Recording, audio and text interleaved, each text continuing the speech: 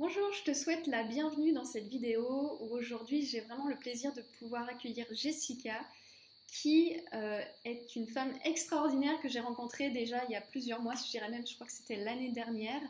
Et en fait, Jessica, ce que j'avais adoré chez toi, c'était ton énergie parce qu'il y avait vraiment une spontanéité, une joie, une notion de légèreté en fait dans ta manière de parler, d'échanger. J'ai aussi pas mal exploré ta chaîne YouTube où toi aussi tu fais des interviews. Et en fait, Ouais. j'adore cette légèreté, cette spontanéité, comment tu amènes la sexualité, la sensualité. Et rien qu'en t'écoutant, en fait, déjà quelque part, ça m'enlève certains complexes. Il y a un truc Ouais. comme ça joyeux qui se crée. Et en fait, tu me procures beaucoup d'enthousiasme quand je t'écoute.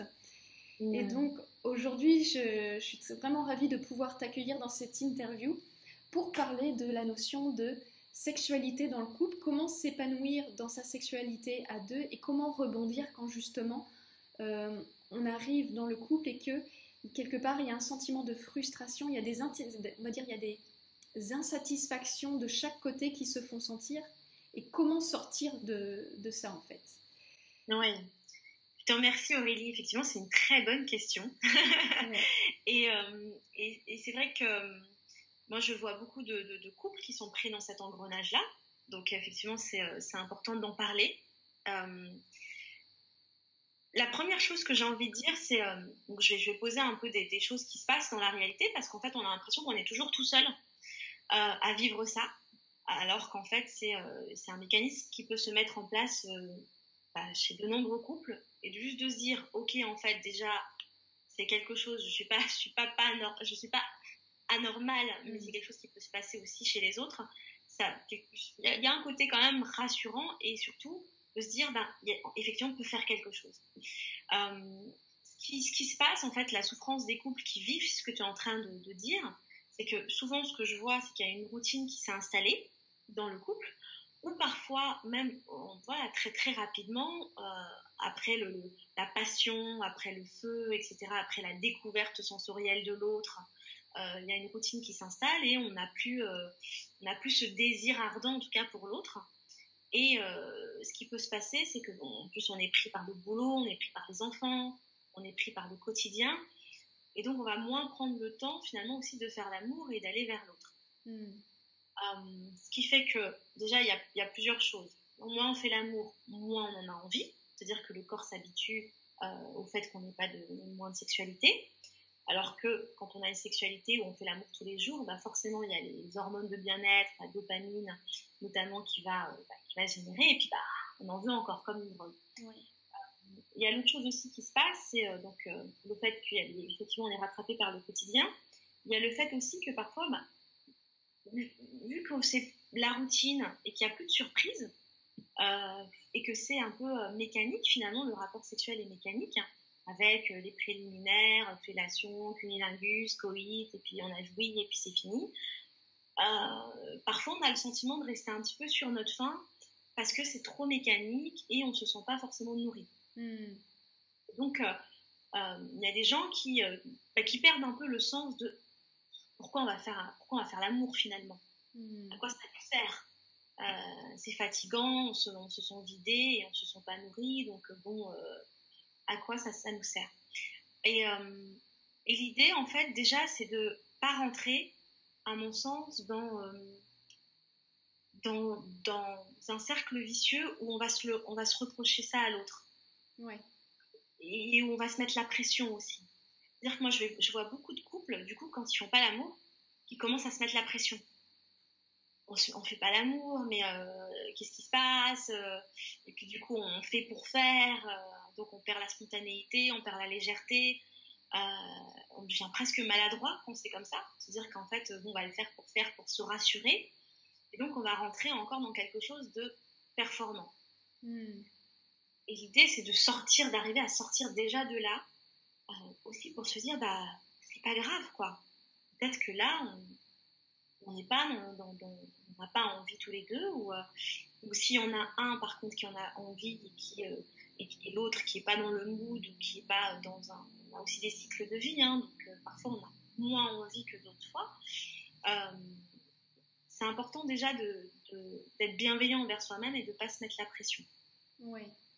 Voilà, parce que plus on va se mettre la pression, plus on va rentrer dans quelque chose de mécanique et de maladroit. Après, les Anglais disent « the more you do it, the more you like it ». Donc, quand même, c'est pas non plus de se laisser aller et de se dire « c'est pas grave ». Ça va revenir parce que clairement il faut réattiser le désir et le feu quoi.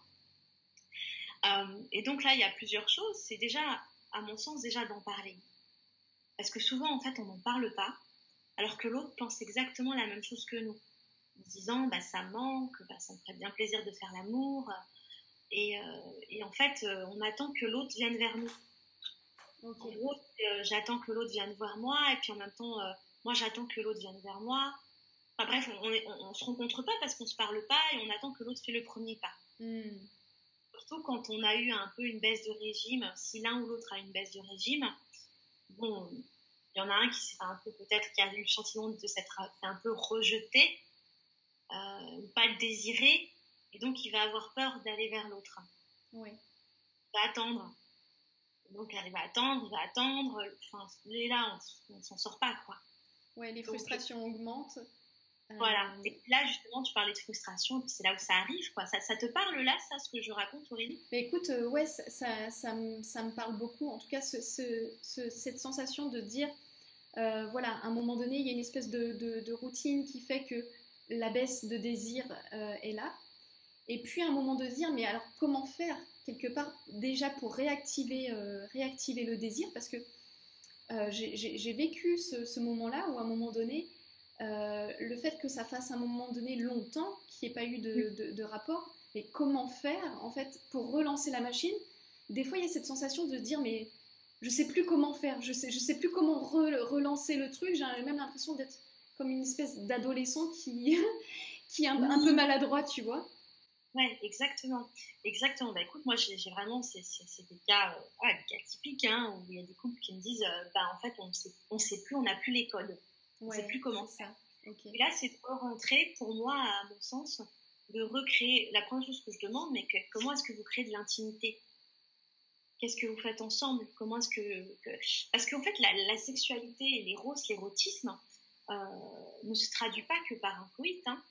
L'éros, on peut l'avoir quand on cuisine ensemble.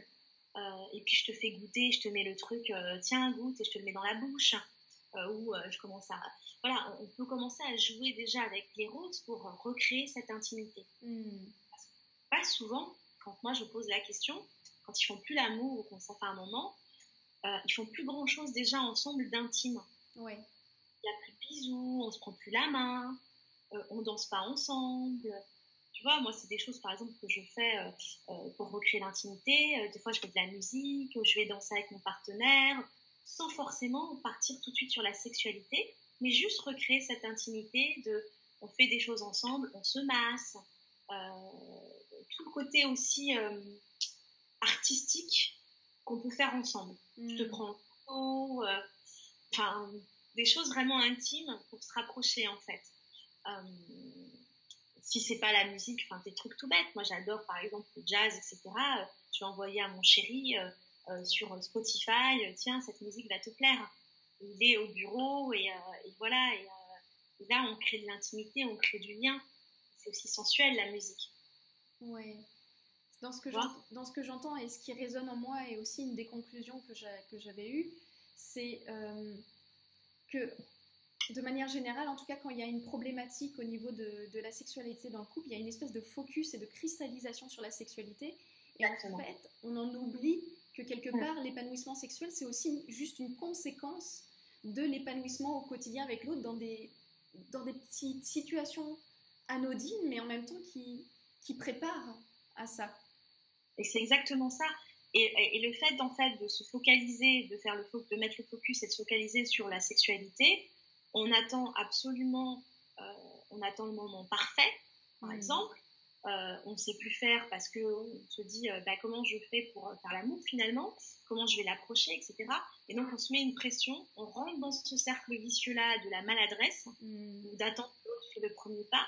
Alors que si on enlève cet enjeu de la sexualité par la génitalité, mais juste de recréer de l'intimité par des choses toutes simples, en disant bah tiens mon chéri, regarde la musique que j'ai découvert, et de s'approcher, de faire des petits bisous, de juste de se tenir dans les bras, bah après ça peut c'est juste d'éveiller les sens aussi de l'autre en fait aussi pas juste par la musique, par le goût, par le toucher, par la sensualité du massage, et de ne pas avoir un objectif sexuel.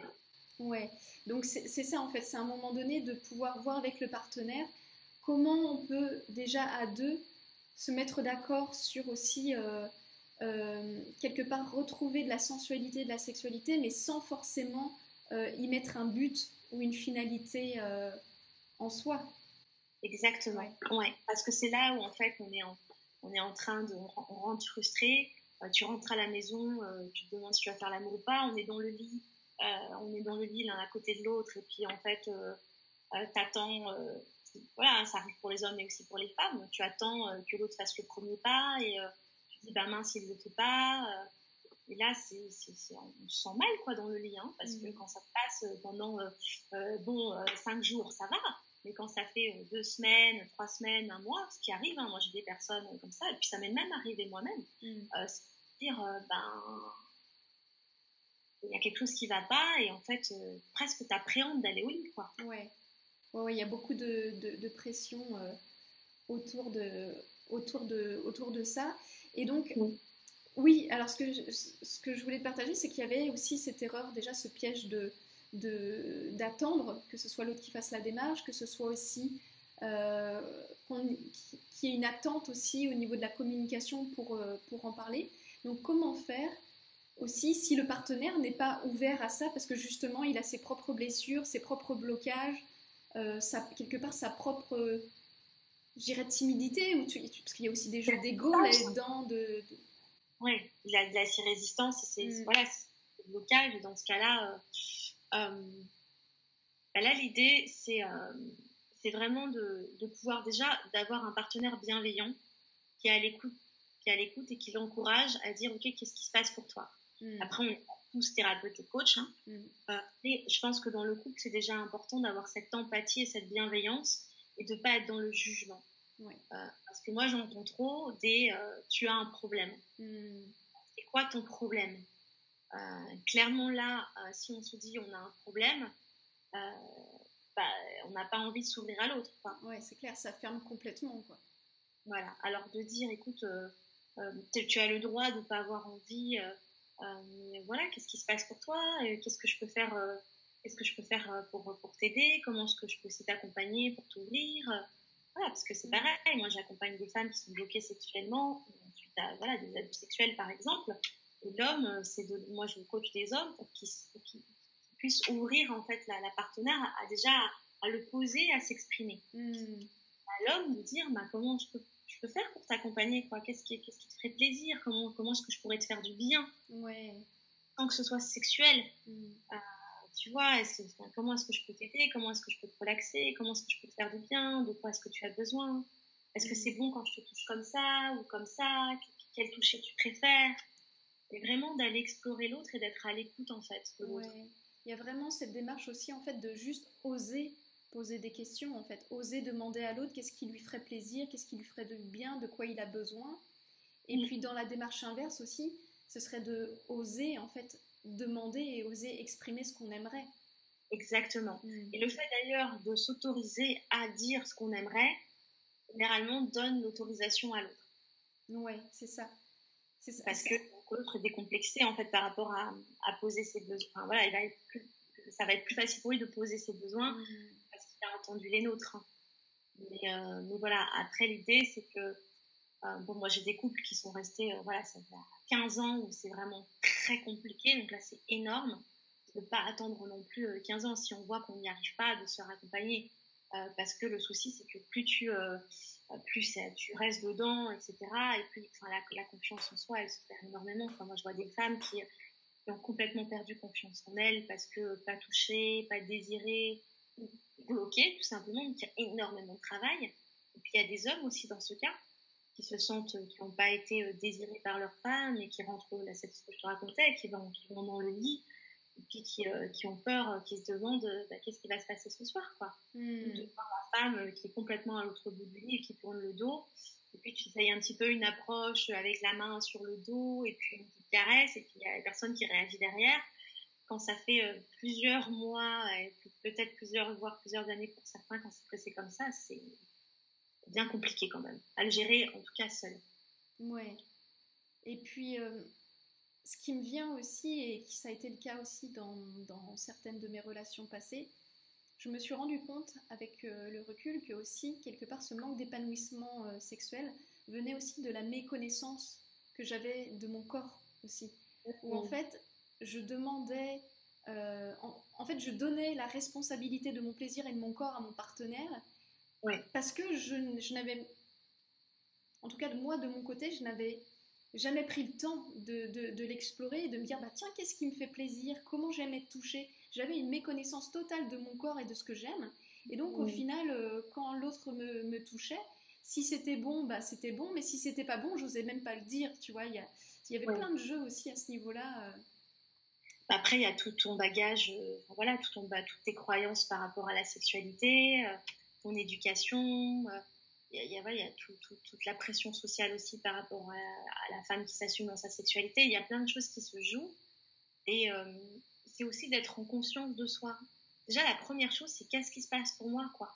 Est-ce que j'ai honte quand je me mets toute nue?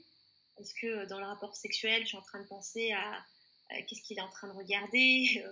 Voilà, est-ce qu'il est en train de regarder me bourreler? Enfin, parce que c'est ce qui se passe aussi, hein. Les femmes, elles peuvent se dire ça, ou les hommes aussi, hein. Il est en train de regarder la taille de mon pénis, est-ce que c'est assez gros ou pas?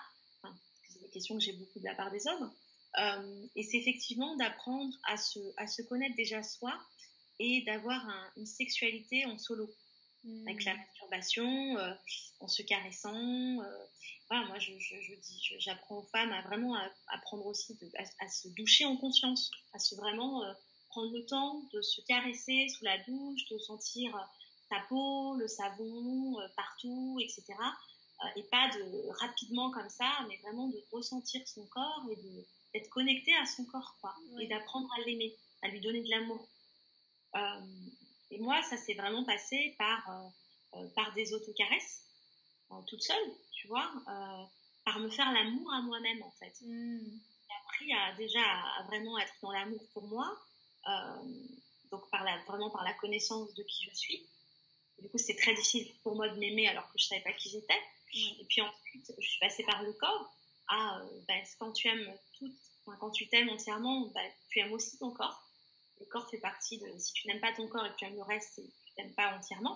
Donc c'est d'apprendre à aimer ton corps. Et donc apprendre à aimer ton corps, c'est apprendre à se toucher, apprendre à se caresser, à s'auto-caresser, à nourrir son corps soi-même, à s'explorer. Et ça passe par même des touchés vaginales, en fait, hein, vaginaux, pardon, pour voir un peu, tiens, quel toucher j'aime. C'est ce que j'apprends aussi aux femmes. Hein. Est-ce que quand on touche le sexe comme ça, fermement, est-ce que c'est plus agréable qu'avec mes doigts tout doux dans l'aine? Quel toucher me fait plaisir, quoi. J'ai appris à être touchée, mais c'est très difficile de mettre effectivement la responsabilité dans les mains du partenaire. Oui, et donc dans ce que tu me racontes, c'est justement cette exploration et cette découverte de toi-même. Est-ce que c'est ça qui t'a amené aussi à faire ce métier de coach? En fait, oui, je me suis beaucoup inspirée de mon chemin parce que moi-même, j'étais accompagnée par un coach tantrique pendant plusieurs années. Et ça m'a énormément aidée, en fait. J'ai fait un travail, bien sûr, de développement personnel à côté, etc. Mais moi, le tantra m'a énormément aidée, en fait, à me reconnecter déjà à qui je suis et aussi à mon corps. Parce que sur les femmes, si on parle des femmes, t'as 80% des femmes qui ont eu des abus, par exemple. Donc, on n'en parle pas, on en parle de plus en plus, mais c'est la réalité. Et donc, qui vont associer la sexualité à de la douleur, à de la souffrance, et pas à du plaisir.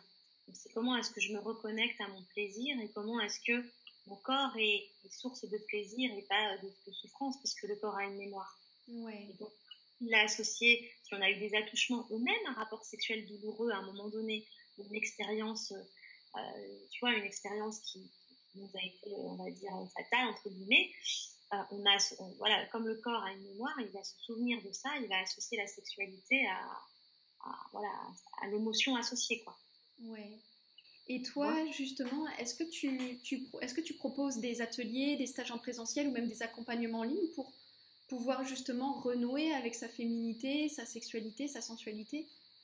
Oui, bah exactement. En fait, là, donc j'ai un programme en ligne qui s'appelle Se connecter à sa féminité pour que les personnes puissent se connecter comme. On n'a pas toutes, en tout cas, la démarche pour les femmes de se dire allez, j'y vais, quoi. J'y vais et d'aller se faire accompagner tout de suite par quelqu'un en mode présentiel ou voilà. Je sais que c'est pas évident. Euh, Moi-même, ça n'avait pas été évident quand j'ai commencé à faire la démarche. Hein. C'est parce qu'à un moment donné, je me suis allée, j'y vais. Donc, il y a ce programme en ligne avec tout plein d'exercices, en fait, et je commence vraiment par l'amour et le soin de soi, la douceur envers soi-même, la bienveillance envers soi-même. Et puis, il y a des exercices corporels sur l'autocaresse, effectivement, comment se caresser, comment se toucher. Et puis après, il y a une partie désir et plaisir, où c'est vraiment comment est-ce que je me connecte à mon feu sacré et ma zone éros. Voilà. Super. Et puis à côté de ça, effectivement, je propose des accompagnements individuels et puis des ateliers pour les femmes et mixtes aussi, pour aller à la rencontre du masculin. Ok, ouais, donc ça va, il y a un panel assez large, mais en tout cas, dans ce que je peux retenir au final, c'est que voilà, l'épanouissement sexuel découle en amont de plein de choses. C'est déjà comment on vit au quotidien au niveau relationnel avec le partenaire. Est-ce qu'on est sensuel? Est-ce qu'on est sensuel? Est-ce qu'on est tendre? Est-ce qu'on est doux? Et au-delà de cette douceur aussi, dans ce que j'entends, c'est est-ce que déjà avec moi-même, je suis douce, je suis tendre, je suis sensuelle? Est-ce que je m'aime en fait? Exactement. Est-ce que je suis désirable? Tu vois, parce qu'en fait, il y a plein de gens qui vont attendre que leur partenaire vienne vers eux. Mais est-ce qu'eux-mêmes, ils se désirent déjà? Ouais, c'est ça. Et toi, quand tu te regardes dans la glace, tu as envie de te faire l'amour, quoi. Enfin, en parlant, voilà, grossièrement, mais c'est quelque chose qui s'apprend. En aimant son corps, on va dire en s'aimant. Tu vois, moi j'adore, je me fais l'amour, quoi. Je me fais des dates avec moi-même, je vais me faire des dîners avec un petit verre de vin et de la musique jazz toute seule. Quand je vais me regarder dans la glace, des fois je vais danser. Je vais m'érotiser toute seule et je vais être mon amoureuse, en fait. Et donc forcément, quand l'homme voit que la femme est en train de rayonner, de vibrer déjà toute seule, bah forcément ça donne envie, quoi. Ouais, c'est ça. Moi, c'est au lieu d'être voilà, les questions que toujours que je pose, c'est quand on dit mais je me sens pas désirée, bah, est-ce que tu es désirable? Tu traînes dans ton lit, tu prends pas soin de toi, est-ce que toi déjà tu te désires comme ça? Tu vois, c'est ça. Enfin. Quand je me regarde dans le miroir, ok, quelles sont les pensées que j'ai à propos de moi-même? Est-ce que c'est des pensées d'amour, de soutien, d'approbation, ou est-ce qu'au contraire je me juge et je me critique? Et puis si je suis dans le jugement ou la critique, bah, de pouvoir aussi quelque part accueillir ça déjà, d'accueillir ça et de se dire ok, comment je peux justement retourner ce schéma-là et puis m'accorder justement plus de mots tendres. Et puis si je me trouve pas désirable, ok, qu'est-ce que je peux faire pour quelque part me trouver jolie et en fait c'est dans ce que tu dis et moi dans la conclusion que j'ai aussi pour moi, c'est comment en tant que femme on peut devenir sa meilleure amante pour soi-même. Exactement. Pour que quelque part ensuite on puisse devenir une superbe amante pour son homme et lui donner l'autorisation aussi d'être un super amant. Exactement. Et de voir que toi, tu vas t'érotiser, que tu vas être dans ta sensualité de femme. Tu vois, tu sors de la douche, tu es en serviette, en mode un peu... tu vois ou quand pareil, c'est l'hiver en France, mais quand tu es... chez toi, il fait chaud, tu as de la chance. Quand tu dors toute nue, dans le lit, les peaux contre peau, tu vois, nous, en sexo, c'est quelque chose qu'on nous conseille. C'est la peau contre peau, à un moment donné, t'as envie de faire l'amour, quoi. Les peaux qui se frôlent. Tu vois, moi, je sais que quand je dors, j'ai toujours mon pied ou toute ma jambe qui est complètement sur l'autre, où vraiment, ça donne envie. Mm. Voilà, donc parfois quand je dors avec mon amoureux, je prends la main. Si j'ai pas envie voilà, je crée le lien, l'intimité, et je dors souvent, on dort main dans la main. Mm. Et c'est cool, quoi. C'est doux, c'est bon, ça crée l'intimité. Ouais, super. Donc, en fait, si on pouvait, pour conclure cette interview, on pourrait dire que quelque part, la démarche première, justement, pour remettre à un moment donné du désir et du plaisir sexuel dans la relation, c'est déjà de pouvoir recréer le désir et le plaisir sexuel pour soi, pour pouvoir être rayonnante. Et à un moment donné, le fait d'être rayonnante, la conséquence, c'est que le partenaire va avoir envie de nous, quoi. Exactement, exactement. Après, s'il n'a pas envie de nous, c'est de ne pas se mettre la pression en soi, parce que peut-être que notre partenaire est en train de vivre soit quelque chose de délicat, soit ses propres résistances. Ouais. Pas non plus automatique, tu vois, mais clairement ça aide. Je voudrais enlever la pression de se dire, si j'ai fait tout ça, pourquoi il vient pas vers moi? Ouais, c'est ça. Voilà. Faut que ce soit vraiment dans une démarche sincère aussi vis-à-vis de soi, et pas dire, oh tiens, je vais le faire pour moi, en étant dans l'attente et cristallisé qu'il y ait un changement. Voilà. Et c'est comme ça qu'on ne perd pas confiance en nous. Nous, en tant que femmes, même si voilà, les hommes, s'ils le font aussi, ils ne perdent pas confiance. Parce que nous, on a su prendre soin de nous, et on est toujours des amantes et des amoureuses pour soi-même. Donc, du coup, on ne perd pas confiance en nous. Et ça, c'est aussi hyper important en tant que femme. Ouais. Mais écoute, Jessica, c'est super riche en fait, là, l'échange qu'on vient d'avoir. En tout cas, moi, ça me nourrit, ça me stimule en fait. J'ai le cerveau, tu vois, qui est en train d'être créatif, là, en train de me dire, ok, la douche, les vêtements, la musique. En tout cas, je vois que je peux faire encore plus que ce que je fais aujourd'hui.